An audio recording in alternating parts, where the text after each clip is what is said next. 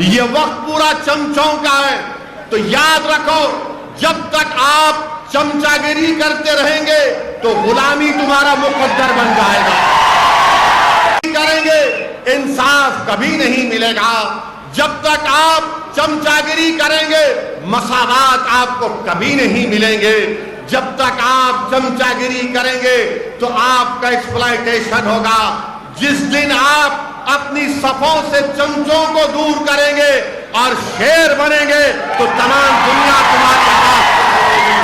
मैं आपको बताने आया हूं कि अब ये चमचों की जरूरत नहीं है। जो हमारे मुस्तकबिल का सौदा एक ब्रोकरों की तरह, एक एजेंट की तरह 70 साल से करते आए हैं, आज मैं बिदर के नौजवानों के दरमियान में खड़े होकर कह रहा हूं कि बिदर के मुसलमान, बिदर के दलित भाई, बिदर के बैकवर्ड क्लास के लोग, भारत के संविधान आपको इजाजत देता है। आखिर कब तक आप सिर्फ वोट डालने की मशीन बनेंगे? मैं आपको बताने आया हूं कि आज आप वोट डालते रहे, आज वोट हासिल करने का आपको वक्त आया है। अगर आप बाबा साहेब अम्बेडकर के उस ख्वाब को पूरा करना चाहते हैं तो सिर्फ वोट डालने वाले मत बनो, बल्कि वोट को हासिल करने वाले बनो। हमारे बाबा साहिब के संविधान में लफ्ज सेकुलरिज्म भी आया। आपको मालूम, बाबा साहेब अम्बेडकर को जब पहला पार्लियामेंट का इलेक्शन बाबा साहेब अम्बेडकर मेरे ख्याल से बंबई से लड़े थे, इलेक्शन हार गए। क्यों हारे मालूम आपको? क्या कोई जानता इस मजमे में कि बाबा साहेब अम्बेडकर इलेक्शन क्यों हारे? क्यों हारे?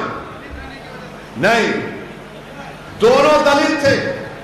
बाबा साहेब अम्बेडकर के खिलाफ एक छोटा कांग्रेस का लीडर था।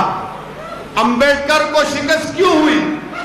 अम्बेडकर को शिकस्त इसलिए हुई क्योंकि अम्बेडकर ने कहा था कि मुसलमानों के अलहदा वोटर लिस्ट बननी चाहिए।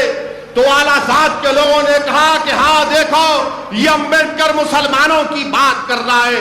अम्बेडकर ने कश्मीर के बारे में कहा था तो फिरका परस्त लोगों ने कहा कि नहीं नहीं, ये अम्बेडकर खतरनाक है, इसको हराना जरूरी है।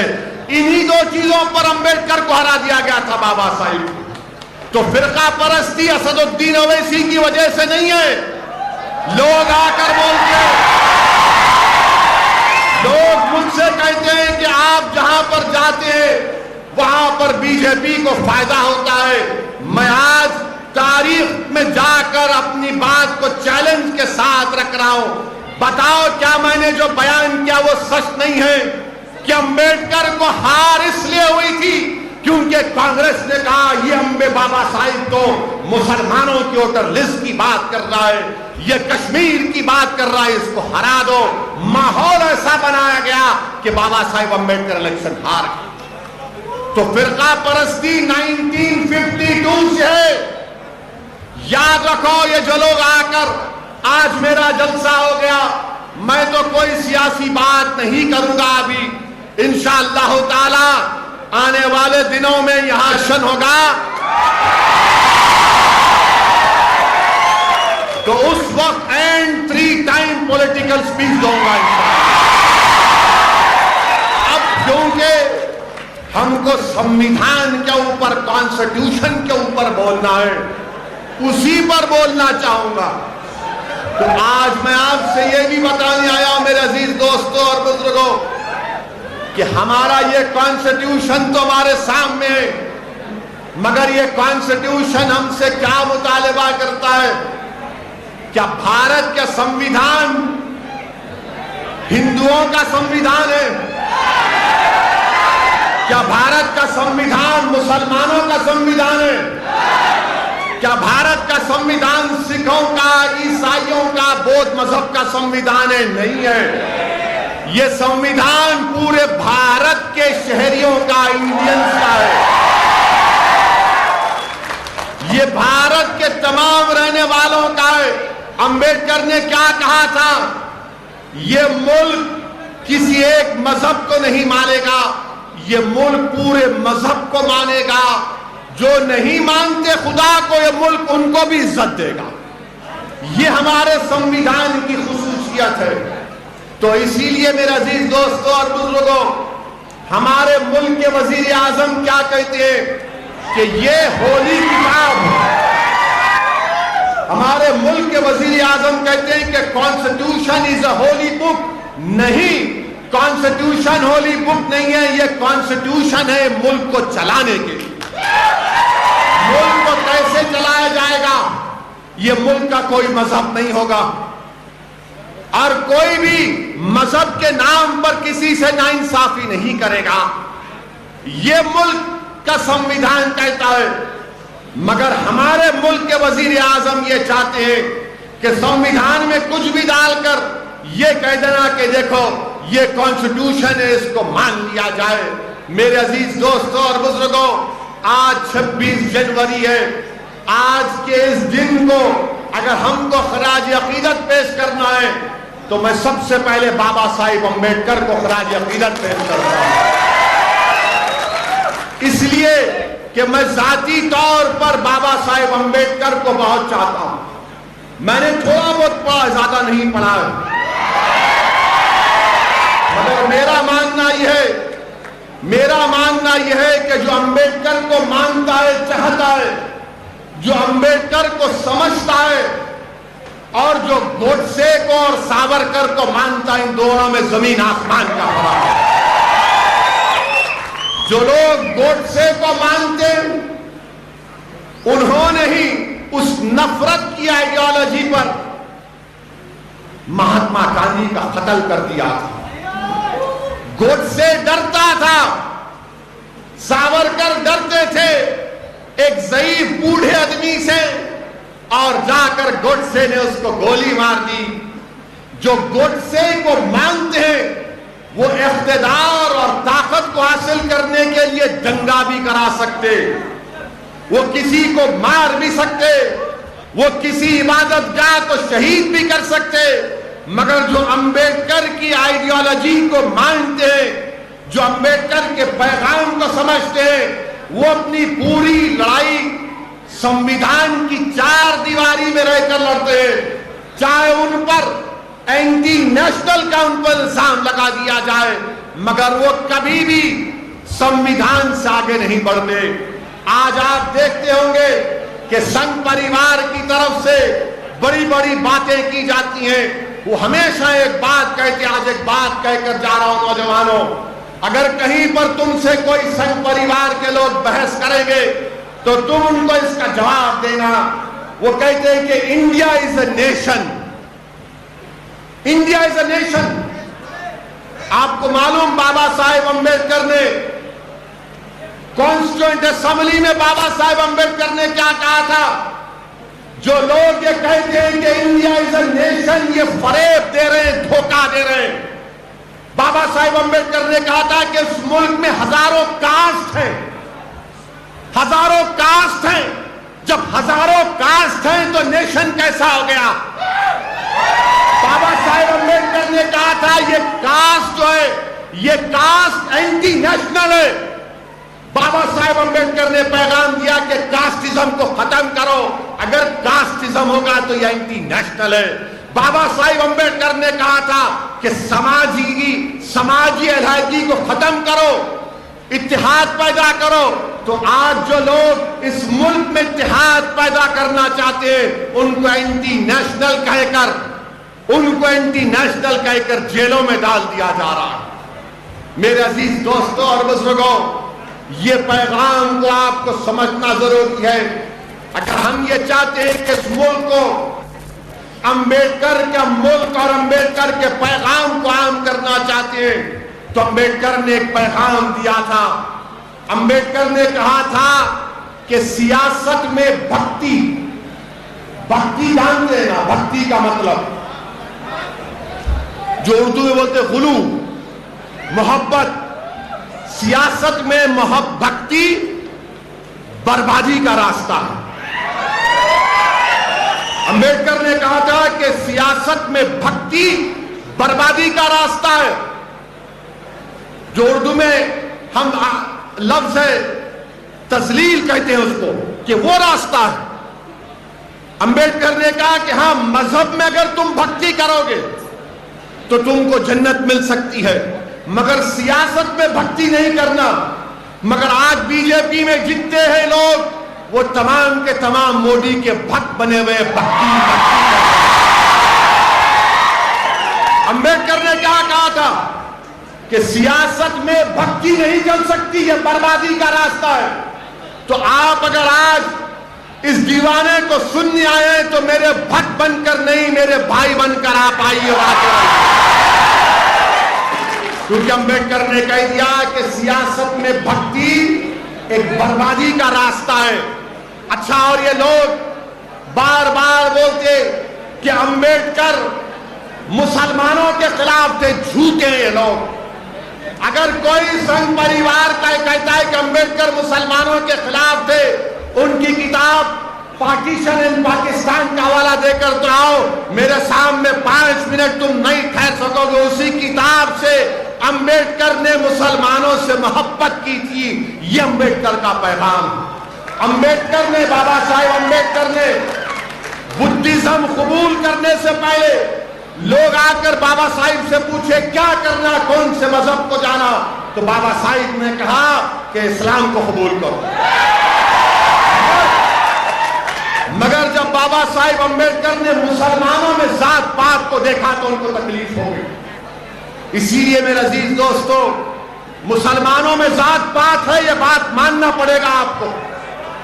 बाबा साहिब अंबेडकर ने बौद्ध मजहब को इख्तियार किया और फिर बाबा साहेब अंबेडकर मुंबई से एक महानामा निकालते थे, उसमें कई आर्टिकल्स बाबा साहेब अंबेडकर ने इस्लाम पर, मुसलमानों पर लिखे। ये संघ परिवार का प्रोपेगेंडा है। मेरे अजीज दोस्तों और बुजुर्गों, इस संविधान को समझना है। इस संविधान के तहत आपको राइट टू लाइफ दिया गया है, लिबर्टी दिया गया है, राइट टू इक्वालिटी दिया गया है। कोई किसी की जान नहीं ले सकता, कोई किसी को गैर जरूरी जेल में नहीं डाल सकता। मगर हम आज बिदर में देखते हैं कि एक मासूम औरत को सिर्फ इस बुनियाद पर जेल में डाल दिया गया कि उसने एहतजाज किया था। याद है ना आपको? क्या आप भूल गए उसको? अंबेडकर ने संविधान जो दिया उसमें लिखा हुआ है राइट टू प्रोटेस्ट। एहतजाज करना एक बुनियादी हक है, बशर्ते कि वो वायलेंस का रुख इख्तियार ना करे। तो याद रखो मेरे अजीज दोस्तों और बुजुर्गों, दिल्ली में बीजेपी की सरकार है, कर्नाटका में बीजेपी की सरकार है, मगर अंबेडकर आपको पुकार पुकार कर बाबा साहिब कह रहे हैं कि अगर कोई हुकूमत नाइंसाफी करती है, अंबेडकर के संविधान के खिलाफ मजहब को बुनियाद बनाकर जो गैर दस्तूरी अगर सिटीजनशिप देती है तो एहतजाज करो। प्रोटेस्ट करना ये उन लोगों के लिए जरूरी है जो दुनिया को बताएंगे कि हम जिंदा कौम हैं, जो मुर्दा होते हुए एहतजाज नहीं करते। मेरे अजीज दोस्तों और बुजुर्गों, इसीलिए हमको अपने संविधान को, अपने कॉन्स्टिट्यूशन को पढ़ने की जरूरत है। आज मैं बिदर के हमारे बच्चों से अपील करने आया हूं जो 14 और 15 साल के हैं कि मेरे बच्चों, तुमको वकील बनना है, तुमको लॉयर बनना है, तुमको बैरिस्टर बनना है, तुमको जज बनना है। क्योंकि जब तुम कानून की डिग्री हासिल करोगे तो तुम ही इस मुल्क को बचा पाओगे, तुम इस मुल्क के संविधान को मजबूत करोगे, तुम इस संविधान को जिंदा रखोगे। ये सिर्फ एक किताब नहीं है, याद रखो, ये हुकूक जो हमको और आपको दिए गए, इसको हासिल करने का एक तरीका है कि आज अंबेडकर, बाबा साहेब अंबेडकर के सोच देखो आप। आज हमारे मुल्क में यही हैदराबाद कर्नाटका के इलाके में डेवलपमेंट नहीं हो रहा था तो आर्टिकल 371 के तहत एक रीजनल काउंसिल का क़याम में लाया गया। यह भी तो उसी शख्स का दिया हुआ चीज। तो इसीलिए अपने संविधान को समझिए और इसकी हिफाजत करिए। और साथ ही साथ हम ये भी देखते हैं कि आज से चंद दिन पहले नेताजी सुभाष चंद्र बोस की सालगिरह मनाई गई बड़े जोश और खरोश के साथ। ये लोग संघ परिवार के लोगों को आप एक बात पूछना, जो हर वक्त हिंदू मुस्लिम करते हैं। नेताजी सुभाष चंद्र बोस जब जर्मनी गए थे तो जर्मनी में नेताजी सुभाष चंद्र बोस का ट्रांसलेटर का नाम क्या था मालूम आपको? सुभाष चंद्र बोस के मुतरजुम का नाम क्या था? उनका नाम था आबिद हसन हैदराबाद। नेताजी के ट्रांसलेटर का नाम आबिद हसन था, जो जर्मनी में इंजीनियरिंग की तालीम हासिल कर रहे थे। आबिद हसन ने कहा कि मैं अपनी तालीम को छोड़ता हूं, और नेताजी सुभाष चंद्र बोस के साथ आ गए। और ये आबिद हसन कौन थे तुमको मालूम नौजवानों? यही आबिद हसन ने नारा लगाया था। कौन सा नारा दिया था इस मुल्क को, जो नरेंद्र मोदी कभी नहीं बोलते? आबिद हसन ने कहा था कि जय हिंद का नारा लगाया था।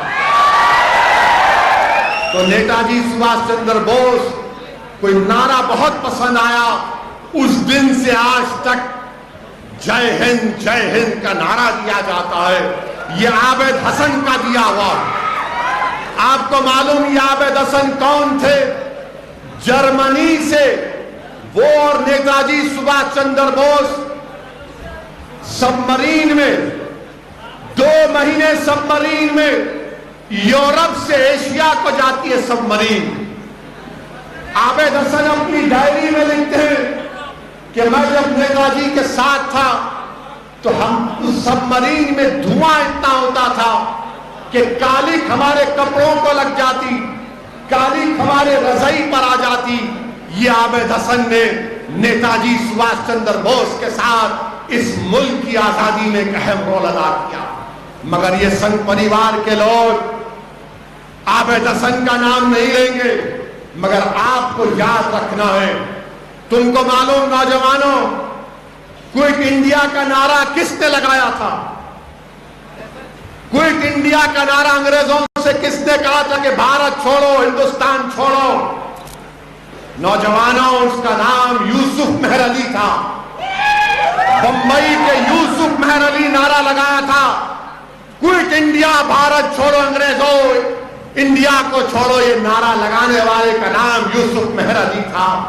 नौजवानों, याद रखो इन बातों को। ये संघ परिवार के लोग तारीख को तोड़ मोड़ कर पेश कर रहे हैं। और आपको एक और बात बताना चाहता हूं कि जब नेताजी सुभाष चंद्र बोस ने इंडियन नेशनल आर्मी को बनाया था, उनका क्या गाना था, क्या तराना था उनका? नहीं,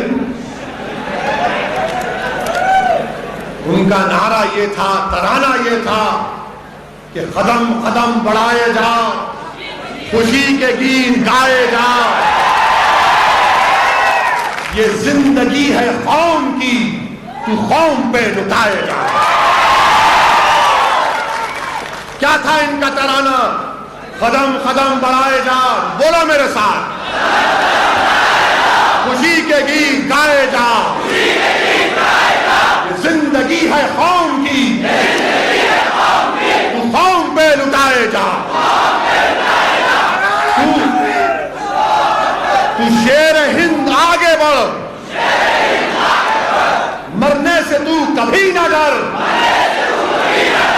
उड़ा के दुश्मनों का सर, जोश वतन बढ़ाए जा, जोश वतन बढ़ाए जा। हिम्मत तेरी बढ़ती रहे, खुदा तेरी सुनता रहे। जो तेरे सामने खड़े हो,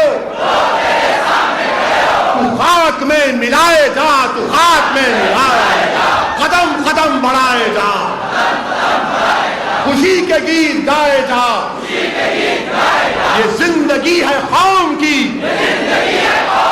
तू कौम पे लुटाए जा। अब यहां पर कौम का मतलब मुसलमान नहीं, कौम का मतलब भारत है। क्योंकि हमारे मीडिया वाले बोलेंगे नुखाम बोल दी, इनके पप्पा के बारे में बोले तो डर होता है।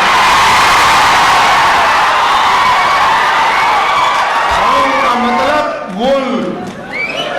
अब एक मिसरा नहीं पढ़ा, वो पढ़ूंगा अभी। एक छूट गया, उसमें डिलिबरेटली नहीं पढ़ा मैं, पढ़ू। ये उनका कहना था, मेरा नहीं है, वरना कल सुबह से 9 बजे शुरू हो जाएगा दूल्हे भाई की शादी। टीवी में बोलेंगे वैसी बोला है, मैं नहीं बोला। ये तराना था नेताजी सुभाष चंद्र बोस का, उसमें क्या था अब आप पढ़ेंगे मेरे साथ। चलो दिल्ली पुकार के, कौमी निशान संभाल के, लाल किले पे गाड़ के, लहराए जा लहराए जा लहराए जा। ये तराना था इंडियन नेशनल आर्मी का, नेताजी। और जब ये फौज के, नेताजी के फौज के लोग, ये जब फौजी पकड़े गए थे, अंग्रेजों ने इनको गिरफ्तार किया, तो यही लाल किले के अंदर इन पर मुकदमा चलाया गया। पंडित नेहरू भी उनके वकील थे। जब महात्मा गांधी वहां पर गए, तो महात्मा गांधी ने जब जाकर नेताजी के साथियों को पूछा कि आपको कोई शिकायत है, तो उन्होंने कहा कि गांधी जी कोई शिकायत नहीं है। उन्होंने कहा कि गांधी जी कोई शिकायत नहीं है, हमको शिकायत सिर्फ इस बात की है कि जब हमको चाय देते, जब हमको चाय देते, जब हमको चाय देते तो बोलते तुम हिंदू है, तुम मुसलमान है, तुम ईसाई है, इससे हमको तकलीफ है। ये मिजाज था उस जमाने के सियासतदानों का। और आज ये मामला हो चुका है, आज ये मामला हो चुका है। सुभाष चंद्र बोस के मुल्क में, अंबेडकर के मुल्क में, गांधी के मुल्क में, मौलाना आजाद के मुल्क में, पेरियार के मुल्क में आज लव जिहाद के ऊपर कानून बनाया जाए। आप बताइए कहां ऊंचाई और कहां पस्ती में हम गिर चुके हैं।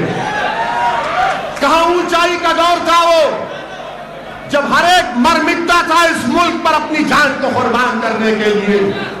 मेरे अजीज दोस्तों और बुजुर्गों, क्या कहा था, सुनिए सुनिए, आपको मेरी आवाज आ रही नहीं? छोड़, अरे वोट आऊंगा बिदर को पहली मरतबा आओ, चाचा आपके घर पे आऊंगा मैं, आप चाय पिलाइए मेरे, विदाउट मिल्क एंड शुगर। ये संघ परिवार के लोगों से पूछो आप, हमारे मुल्क के वजीर आजम सुभाष चंद्र बोस की बड़ी तारीफ किए। मैं प्राइम मिनिस्टर से एक सवाल करना चाहता हूं, क्या प्राइम मिनिस्टर आप ये बताएंगे कि क्या नेताजी सुभाष चंद्र बोस ने अपनी किताब में नहीं लिखा कि इस मुल्क का सुनहरा दौर कौन सा था? इस मुल्क का सुनहरा दौर सुभाष चंद्र बोस ने लिखा कि जब मुगल और गुप्ता हुकूमत करते थे, इस मुल्क का सुनहरा दौर था। अब ये बात नहीं बोलेंगे संघ परिवार के लोग। अब मुझे मालूम कि अब नेक्स्ट टाइम बिदर को आऊंगा तो बोलेंगे अब क्या क्या हमारे रास फाश कर ले रहा है। मेरे अजीज दोस्तों और बुजुर्गों, इसीलिए मैं आपसे अपील कर रहा हूं कि पढ़ो नौजवानों, तारीख को पढ़ो, दीन को समझो, दीन के तकाज़ों को समझो, दीन को समझ कर अमल करो, इस मुल्क के कानून को समझो। और कब समझ पैदा होगी? जब तुम पढ़ोगे, और जब तुम पढ़ोगे तो अमल भी करोगे, वरना हर कोई आकर तुमको डराएगा। अब ये डर का रास्ता आपको छोड़ना पड़ेगा, ये डर के रास्ते को छोड़ना पड़ेगा।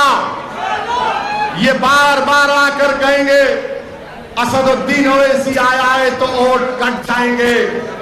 अरे याद रखो, मैं कोई ठेका लेके नहीं बैठा हूं किसी को जिताने या हराने का। इंशाअल्लाह ताला हम लड़ेंगे, क्योंकि बाबा साहेब अम्बेडकर का संविधान आपको और हमको इस बात की इजाजत देता है कि हम लड़े। हम इलेक्शन लड़े बिहार में, जीते तो कोई हारा, हम जीते हम बास पे हारे। मगर याद रखो, यही संविधान को हमने मजबूत किया इलेक्शन लड़के। ये डराने के दिन अब बहुत चले गए। अब ये नौजवान अब डरने वाला नहीं है, ये किसी से नहीं डरने वाला इंशाअल्लाह होगा। और हम ठेका लेके नहीं बैठे किसी को जिताने का, हम ठेका लेके नहीं बैठे। हम अपने आप को जिताएंगे, तुमको लीडर बनाएंगे, तुमको कायद बनाएंगे, तुमको इंशाअल्लाह ताला इंसाफ दिलाएंगे। ये काम, ये ख्वाब अंबेडकर के भी थे, बाबा साहिब अंबेडकर का पैगाम था। इसीलिए मैं आपसे अपील कर रहा हूं कि मुत्तहिद रहिए। और आखिर में बात कह के अपनी बात से रुखसत हो, अपने तकरीर को खत्म करता हूं कि मैं बिदर से उन लोगों को भी पैगाम देना चाहता हूं कि जो लोग बाबरी मस्जिद जिस जगह पर शहीद हुई थी, उसके इवज में उनको 5 एकड़ जमीन मिली, वहां पर वो लोग मस्जिद बनाने जा रहे हैं। मैं बिदर से कह रहा हूं, तुम कुरान में सूरे तौबा की आयत नंबर 107 पढ़ो सालिमों। तुम जो मस्जिद बनाने जा रहे हो वो मस्जिद ज़िरार है। आपको मालूम मस्जिद ज़िरार क्या है? मालूम तुमको? मौलाना इजाजत है? नहीं, आलिम दीन बैठे हैं और मैं एक जाहिल आदमी हूं, तो इजाजत लेकर अर्ज कर रहा हूं। मदीने शरीफ में एक मुनाफिकीन का टोला था जो यहूदियों के घर में बैठकर रसूलुल्लाह सल्लल्लाहु अलैहि वसल्लम के खिलाफ साजिश करता। तो अल्लाह के रसूल सल्लल्लाहु अलैहि वसल्लम ने कहा कि वो जो घर में बैठ के साजिश करते उसको खाक में मिला दो। तो उस घर को खत्म कर दिया गया।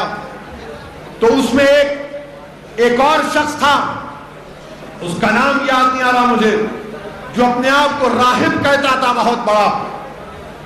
वो लोग उसको बहुत चाहते थे, लोग उसको हाथ चूमते थे, बड़ी इज्जत करते थे लोग। मगर जब रसूलुल्लाह सल्लल्लाहु अलैहि वसल्लम मदीने शरीफ में तशरीफ लाए, रसूलुल्लाह सल्लल्लाहु अलैहि वसल्लम आपकी आमद मदीने शरीफ में मुबारक हुई, तो रसूलुल्लाह सल्लल्लाहु अलैहि वसल्लम के चेहरे अनवर को देखकर लोग दीन को कबूल करना शुरू कर दिया। तो उसको बड़ी तकलीफ हुई। उसने रसूलुल्लाह सल्लल्लाहु अलैहि वसल्लम से आकर पूछा, आपका दीन कौन सा है? आक़ाए दो आलम सल्लल्लाहु अलैहि वसल्लम ने फरमाया, मेरा दीन इब्राहिमी। बहस हुई। उसने आखिर में जब रसूलुल्लाह सल्लल्लाहु अलैहि वसल्लम की किसी बात को हजम नहीं कर रहा था, उसका नफ्स कबूल नहीं कर रहा था, तो उसने अपनी जबान से कह दिया कि अगर हम में से जो भी झूठा है, अल्लाह उसको दुनिया के कोने में उसकी जान ले ले। तो रहमतुल आलमीन ने आमीन कह दिया। तो वो शख्स जब देखा कि बदर में शिकस्त हो गई, अहद में भी कुछ फायदा नहीं हुआ, तो वो गया रोम के पास और वहां पर जाकर मदीने के मुनाफिकीन से कहा, जिसमें अब्दुल्लाह इब्न उबई भी था, कि तुम लोग एक मस्जिद बनाओ और मस्जिद में बैठकर तुम इस्लाम के खिलाफ साजिश करो। मस्जिद बनाओ और उसमें बैठकर आका के खिलाफ साजिश करो। सही कह रहा हूं। अल्लाह के रसूल सल्लल्लाहु अलैहि वसल्लम से आकर मुनाफिकीन ने कहा जब तबूक को जा रहे थे रहमतुल्लाह आलमीन सल्लल्लाहु अलैहि वसल्लम कि आप मस्जिद का इफ्तिताह कर दीजिए, रहमतुल्लाह आलमीन मेरे आका ने फरमाया कि अभी तबूक का सफर है। जब रहमतुल्लाह आलमीन सल्लल्लाहु अलैहि वसल्लम तबूक से वापस आए तो अल्लाह सुब्हानहू व तआला ने कुरान करीम की आयत को नाजिल किया, सूरह तौबा की आयत नंबर 107, और अल्लाह ने फरमाया कि मस्जिद निफाक पैदा करने के लिए, और आका ने फरमाया कि अल्लाह ने हुक्म किया कि इस मस्जिद को खाक में मिला दो, तो सहाबा इकराम ने उस मस्जिद को खाक में मिला दिया। आज जो लोग बाबरी मस्जिद की जगह पर 5 एकड़ जमीन लेकर मस्जिद बना रहे हैं और एक मुजाहिद आजादी अहमदुल्लाह का नाम रखना चाहते हैं, ऐ जालिमो चुल्लू पर पानी में डूब मरो, डूब मरो।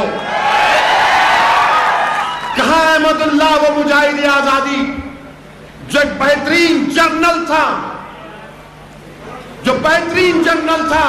अगर वो अहमदुल्लाह जिंदा होते तो वो भी कहते ये मस्जिद ज़िरार है।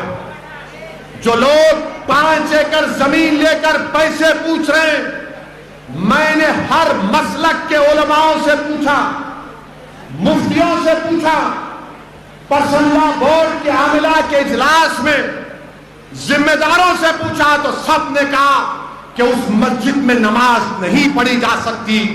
जिस जगह को बाबरी मस्जिद की शहादत के बाद 5 एकड़ की जमीन पर मस्जिद बनाई जा रही है, उसमें नमाज पढ़ना हराम है, उसमें पैसा देना गलत है।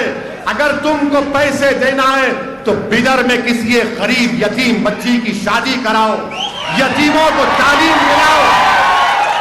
अगर कोई मखरूज है तो उसकी मदद करो, अगर कोई दलित मखरूज है तो उसकी मदद करो, मगर खुदा के लिए उस मस्जिद को जो नाम निहाद मस्जिद बनाई जा रही है वो तमाम के तमाम मुनाफिकीन आज़म है, ये मुनाफिकीन है। अरे क्या मस्जिद जिस जगह पर शहीद हो जाती तुम उस जगह पर जमीन लोगे? कहां है, किसने कहा बताओ? मेरे अजीज दोस्तों और बुजुर्गों, ये बात भी आपको कहना जरूरी है, क्योंकि किसी ने नहीं कहा तो जाहिर है दूल्हे भाई को ही बोलना पड़ता है। बोलना जरूरी है ताकि पूरों को पैगाम मिल जाए। डरने की कोई जरूरत नहीं है, संविधान मुझे कहता है कि बोलो, डट कर बोलो, खुल कर बोलो, डर कर मत बोलो, मगर संविधान के 4 दीवारी में रहकर बोलो।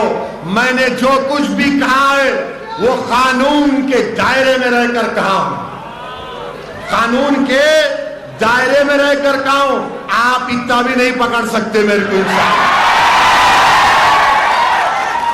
आप इतना भी नहीं पकड़ सकते मेरे को, मुझे मालूम।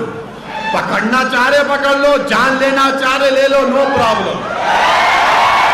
जाना तो है एक दिन सबको, यहां से कोई नहीं रहेगा, जितने आए पूरे जाएंगे, याद रखो। जो इख्तिदार की कुर्सी पर बादशाह बन के बैठे हैं ना दिल्ली में, अंबेडकर ने संविधान देकर यह कह दिया कि बादशाहों का दौर नहीं चलेगा, अब प्रजा का और जनता का, आवाम का दौर चलेगा। बाबा साहिब अंबेडकर ने कह दिया कि पुराने जमाने में बादशाह फरमान के जरिए 500-1000 एकड़ जमीन दे सकता था, फरमान जारी करके। बाबा साहिब ने कहा बादशाह नहीं, अब प्रजा का राज चलेगा, और अगर जो मुल्क का प्रधानमंत्री होगा अगर वो संविधान से आगे बढ़ेगा तो उसकी मुखालिफत करो, उसकी मुखालिफत करो।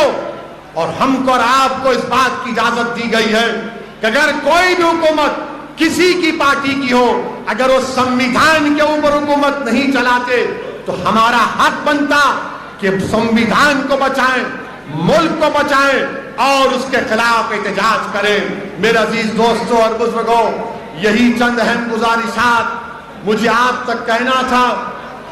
इंशाअल्लाह ताला अभी बाकी की तकरीर हमारे अब्दुल रहीम साहब गुलबर्गे के सदर आए, 30 तारीख का परमिशन मिल गया।